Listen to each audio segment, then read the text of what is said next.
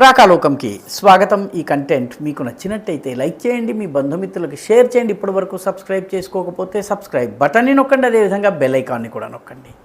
మిత్రులారా, పెహల్గాంలో అమాయకులైనటువంటి నిరపరాధులైనటువంటి పర్యాటకుల మీద దాడి చేయించేటటువంటి దుస్సాహసానికి సరిగ్గా ఈ సమయంలోనే ఇప్పుడే పాకిస్తాన్ ఎందుకు పాల్పడింది? ఈ ప్రశ్న పాకిస్తాన్ లోపల కూడా వేస్తున్నారు, ప్రపంచవ్యాప్తంగా వేస్తున్నారు. ఈ ప్రశ్న భారతదేశంలో ఉన్నటువంటి చాలామంది పాకిస్తానీ ప్రేమికులు కూడా వేస్తున్నారు. ఇప్పుడే ఈ దాడి ఎందుకు చేశారు? ఈ దాడి పరమార్థం ఏమిటి? ఈ దాడి వెనక ఉన్నటువంటి వ్యూహం ఏంటి? వ్యూహం అక్కడ జనరల్గా పాకిస్తానీ రాజకీయాల్ని పరిశీలిస్తే మనకు అర్థమయ్యేటటువంటి విషయము, బోధపడేటటువంటి విషయం ఏంటంటే, ప్రస్తుతము గతంలో ఎన్నడూ లేనంతగా పాకిస్తాన్ ఆర్మీ అప్రతిష్ట పాలైంది. పాకిస్తాన్ ఆర్మీ యొక్క పాపులారిటీ ఇప్పుడు లోయెస్ట్ లెవెల్లో ఉంది. సర్వసాధారణ ప్రజానికం పాక్ ఆర్మీని ప్రశ్నిస్తున్నారు. ఏమిటి, పాక్ ఆర్మీ నుంచి సైనికులు వదిలి వెళ్ళిపోతున్నారు, పాక్ ఆర్మీ నుంచి సైనికులు రిజైన్ చేసి విదేశాలకు వెళ్ళిపోతున్నారు, చాలామంది కోర్టు మార్షల్ అవ్వడానికి సిద్ధపడుతున్నారు, కానీ ఆదేశాలను ధిక్కరించడానికి ఇష్టపడుతున్నారు. ఆర్మీ అంటే గతంలో ఉన్నటువంటి పేరు ఇప్పుడు లేదు. అసీం మునీర్ ముందున్నటువంటి ప్రధానమైన సమస్య ఆర్మీ ప్రతిష్టను కాపాడటం. బలూచిస్తాన్లో ఘోరమైనటువంటి దెబ్బలు తింటున్నారు. దాదాపు నెలకి రోజుకి 7 చొప్పున పాకిస్తానీ సైనికులు చనిపోతున్నారు. అంటే దాదాపు 240 నుంచి 250 వరకు బలూచిస్తాన్లో పాకిస్తానీ సైనికులు ప్రతి నెల చనిపోతున్నారు. ఖైబర్ పఖ్తూన్వా లెక్క వేరు. మళ్ళీ అక్కడ చాలా ప్రాంతాల నుంచి ఆర్మీని తరిమేశారు. ఆర్మీ స్థావరాలపైన అక్కడ కూడా దాడులు చాలా పెద్ద ఎత్తున జరుగుతున్నాయి.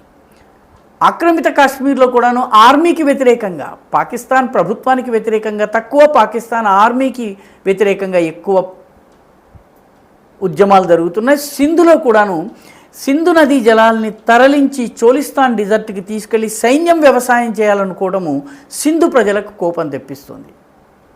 దీంతో పాకిస్తానీ ఆర్మీ యొక్క పాపులారిటీ ఆల్ టైమ్ లో, ఇంతమటుకు ఎప్పుడూ లేనంత తక్కువగా ఉంది. అసీం మునీర్ కూడా మోస్ట్ అన్పాపులర్ ఆర్మీ చీఫ్గా ఉన్నాడు. ఖమర్ జావేద్ బాజ్వా కన్నా కూడాను, ఇంతకు ముందున్నటువంటి ఆర్మీ చీఫ్ కన్నా కూడా అన్పాపులర్గా ఉన్నాడు. కాబట్టి ఆర్మీ ప్రతిష్టను పెంచాలి, అదేవిధంగా ప్రజలందరూ ఆర్మీ వెనక నిలబడేలా చేయాలి.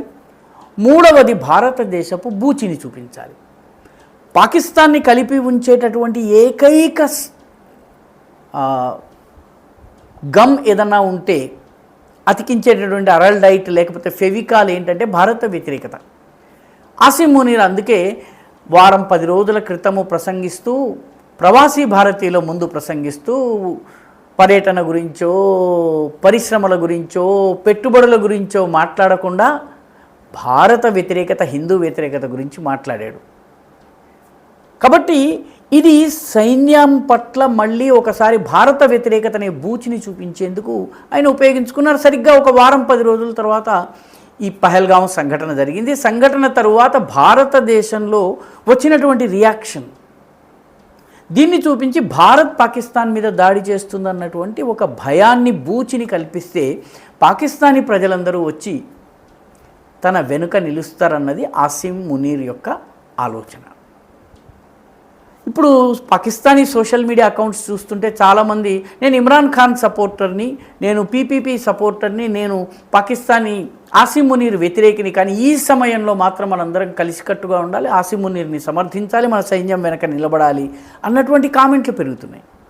అంటే నెమ్మదిగా ఇమ్రాన్ ప్రభావం తగ్గించటము, తనకు వ్యతిరేకంగా ఉన్న వాళ్ళని న్యూట్రలైజ్ చేయటము, నెమ్మదిగా తన పాపులారిటీని పెంచుకోవడము భారత్ బూచిని చూపి. కాబట్టి ఈ కారణం చేత ఈ దాడి జరిగిందా? ఎందుకంటే పాకిస్తానీ రాజకీయ నాయకుల స్పందన చాలా ఆశ్చర్యజనకంగా ఉంది, ఆశ్చర్యకరంగా కూడా ఉంది. ఎందుకంటే షెబాజ్ షరీఫ్ ఇంత మటుకు ఈ సంఘటన పైన స్పందించలేదు. ప్రధానమంత్రి ఈ సంఘటన జరిగినప్పుడు టర్కీలో ఉన్నారు.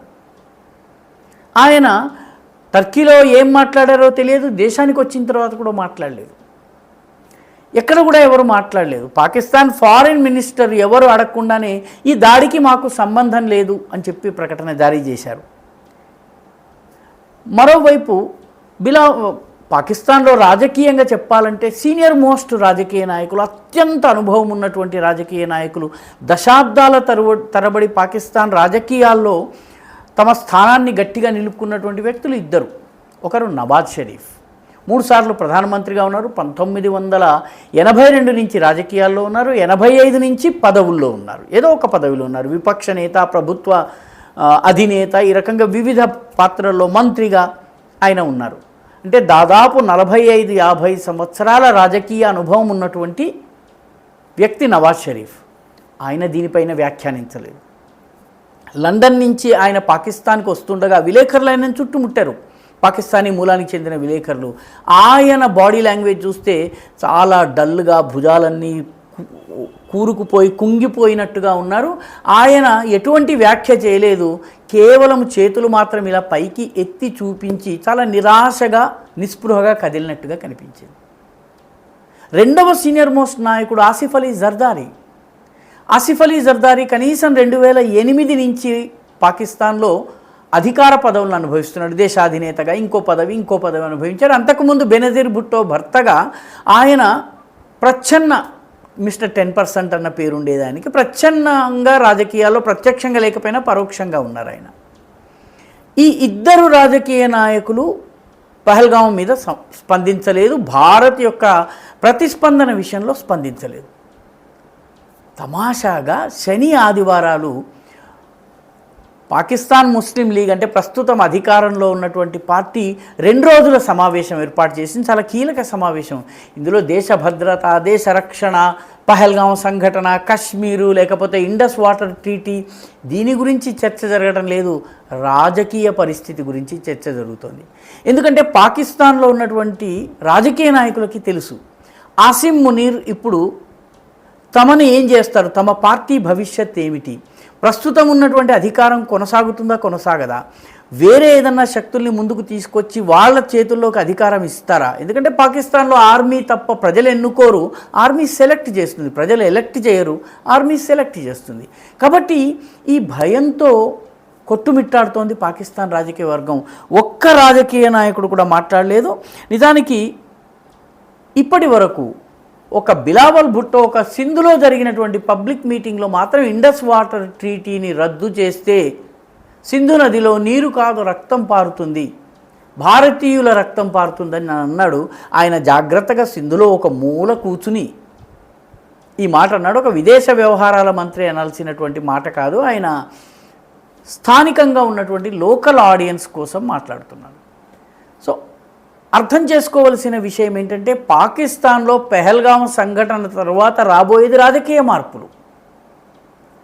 పాకిస్తాన్ ముస్లిం లీగ్ అధికారంలో ఉంటుందా పోతుందా, బిలావల్ భుట్టోకి ఏ పదవి వస్తుంది, ఆసిఫ్ జర్దారీ గేమ్ ఏమిటి, లేకపోతే ఇమ్రాన్ ఖాన్ బయటకు వస్తారా, ఇమ్రాన్ ఖాన్కి ఆసిం మునీర్కి ఏమన్నా సంధి లాంటిది జరుగుతుందా, వీటి గురించి ఇప్పుడు పాకిస్తాన్లో ఉన్నటువంటి పొలిటికల్ సర్కిల్స్ కానీ మిగతా వాళ్ళందరూ కూడాను లోపల బ్యూరోక్రసీ కానీ విలేకరులు కానీ వీళ్ళు గుసగుసలాడుతున్నారు.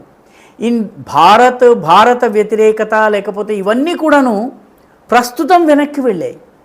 ప్రస్తుతం పాకిస్తాన్లో అధికార మార్పిడి జరుగుతుందా, ఆసిం మునీర్ యొక్క నెక్స్ట్ ఎత్తుగడ ఏమిటి, అంతర్గత రాజకీయాలు ఏమవుతాయన్నదే ఇప్పుడు పాకిస్తాన్లో ఉన్నటువంటి రాజకీయ నాయకుల్ని, బ్యూరోక్రాట్స్ని, విలేకరులని, సైన్యాన్ని కూడా వరీ చేస్తున్నటువంటి విషయం. వాళ్ళకి భారత్తో యుద్ధము సెకండ్ ప్రయారిటీ, ఫస్ట్ ప్రయారిటీ గద్దె మీద ఎవరుంటారన్నది. ఇది పాకిస్తాన్ యొక్క నిజమైనటువంటి విషాదం. ఈ వీడియో మీకు నచ్చినట్టయితే లైక్ చేయండి, షేర్ చేయండి, ఈ ఛానల్కు సబ్స్క్రైబ్ చేయండి, మీ అభిప్రాయాన్ని కమెంట్ల రూపంలో తప్పనిసరిగా పంపించండి.